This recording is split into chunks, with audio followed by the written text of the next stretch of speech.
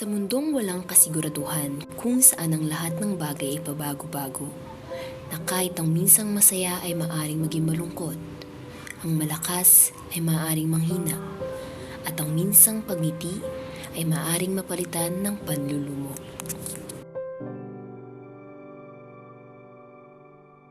Mahigit 7 bilyon ang tao ngayon sa mundo, at kasabay ng paglaki ng populasyon ay siya namang pagdami ng kaso ng may sakit na tuberculosis. Walang pinipiling edad, kasarian o maging estado man sa buhay. Lahat ay walang takas sa banta ng TB.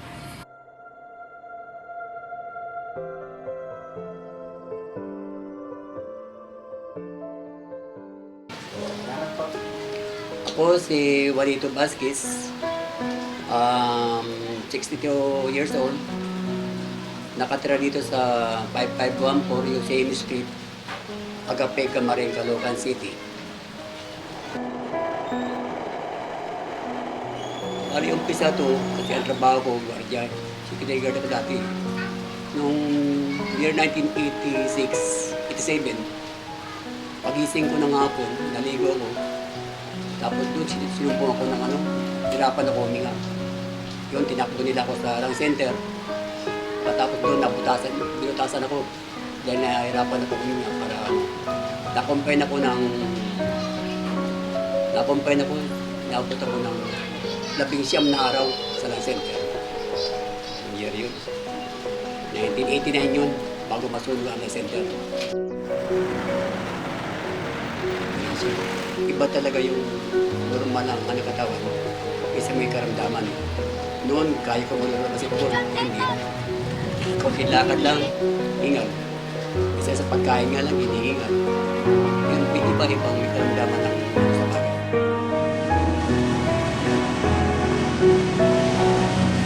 Nagkaroon ako ng nakangin sa bagay, hirapan na buminga. Doon kaya dahil yung sila ko na may pulmonary disease ako. Doon na nalaman. Tapos ng bandang uling, nagkaroon pa ng tubig. Hangin at saka tubig. Pinakulim na ako eh. Tutaas ako sa likod doon. Mga kalalaki na karayong. Ayun, magkagamot ako ng 6 months. Tuloy ang 6 months na yun. Talagang walang hinto. Tuloy. Pagkatapos po ng 6 na buwang gamutan po, gumaling na po ba agad kayo? Oo, gumaling ako noon. Bumalik ko sa trabaho. Ang kaso, bumalik ulit ko sa paninigarilyo. Kung uminom pa, ayun, bumalik siya uli. Bali, ang masasabi ko lang doon sa may mga karamdaman din ng tuberculosis, na huwag silang mawalan ng pag-asa. Kailangan pa nga lumaban eh. Masarap pang mabuhay.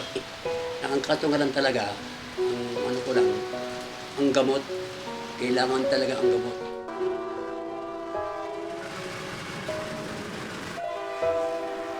Pag may sakit na ganito, may sakit na TB, ikaw mismo, ang sarili mismo, gumawa ka rin ng yung hindi ka makita nila na parang parang marimig, gano'n. Lalo na sa pagdudura. Kailangan wag naman yung masyado ng pagdudura ka, harap-harapan. Kailangan kung wag ikaya. Isang selda kung ihalintulad ni Mang Juanito ang kanyang sakit na tuberculosis.